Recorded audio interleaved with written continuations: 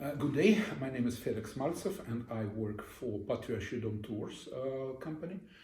Today we'll stroll along Varvarka street in Kitai-Gorod. First of all, it's very important to explain that Kitai-Gorod, which sometimes is translated into English as Chinatown, as a matter of fact, does nothing to China and the Chinese. In medieval Russian language, word Kitai meant something absolutely different. It meant a fence made of wooden poles. And Kitai-Gorod literally is translated into Russian as a town beyond a fence. And it was a mercantile neighborhood, and Varvarka was the central street of this neighborhood, and today it contains two oldest stone buildings outside the Kremlin. I mean living buildings, not the churches, because we can find elder churches in different parts of the city. We start a walk along Varvarka from metro station named Kitai-Gorod, and there underground we can find the limestone basement of the gates, which formerly served as an entrance to the street.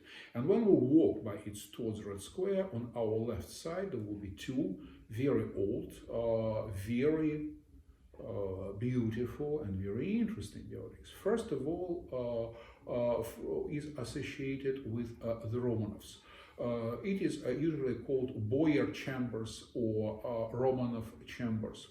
Nobody knows when exactly it had been built, but we have got a legend that 1547, when Ivan the Terrible proposed to the girl from this family, the Romanov family, Anastasia, jealous neighbors of the Romanovs set their courtyard to fire.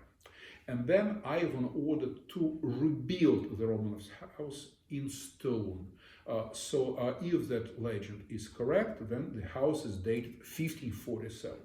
Today, that's the only building in Moscow which preserves a medieval family regulation code, which is known as Domostroi. Literally, it can be translated as home construction. That law prescribed men and women to settle separately. In the Romanov house, yes, it looks two-storied from Varvarka Street, but when we look at it from the back side, it is three-storied. So the ground floor was for different domestic and economical reasons. The first floor was for men, and the second floor, the attic, for women. And at first sight, it looks very beautiful. Well, such an elevated position, full of light. By the way, one of the specific Russian words for that attic on the top of the house is svetlitsa, which means a bright room. But as a matter of fact, it was a jail, maybe bright, but a jail, because there was only one exit from the attic, one door, locked, and the only key of that lock belonged to the eldest man in the family. So women were kept absolutely closed in their rooms, allowed to leave them only on Sundays for attending a religious service. In one of Russian fairy tales, Konyok-Gorbunok, we have got a story how a young man purchased a horse, managed to jump so high to kidnap his bride from the window of the second floor. But the story does not tell us that after wedding, the first thing the guy would do with that girl was to lock her in a similar room in his own house. But fairy tales must have a happy end. Sorry. Well, but medieval life of Russian women was very tough, and situation would be improved only by Peter the Great in the beginning of the 18th century. Working further, also on the left side of Varvarka, we have got the other house, which has got English backgrounds. It is even known as Old English Court. The house was built on the very end of the 15th century, so it is the same age with existing Kremlin. But exciting story starts in 1553, when England was ruled by 12-year-old King Edward VI, who, once examining a globe, made a geographical discovery, as he is believed.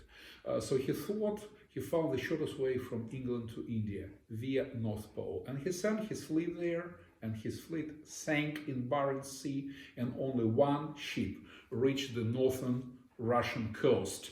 And after various adventures, sailors reached Moscow, where they faced Ivan the Terrible, who was in good mood that day. Lucky Britishers. And relations with England were established. In few years, it would lead to foundation of a joint venture, Russian-British trade company, known as a Muscovy Company.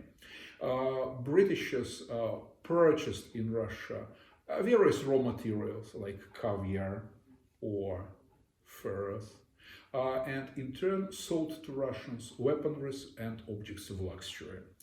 The company carried on till 1649, when during an English Revolution Charles I had been beheaded, and then current Russian Tsar Alexei sent an angry message to Oliver Cromwell, blamed you, British son of bitches, why you have killed your King Carlos to death, and using that story as a pretext, confiscated the English property. So today it is a museum. And it's quite interesting to look in the reconstructed, I must be honest, reconstructed interiors of the 16th century. Just across the English court, on the right side of Varvarka, we have got a gigantic building known as Gostinny Dvor, the merchant's courtyard.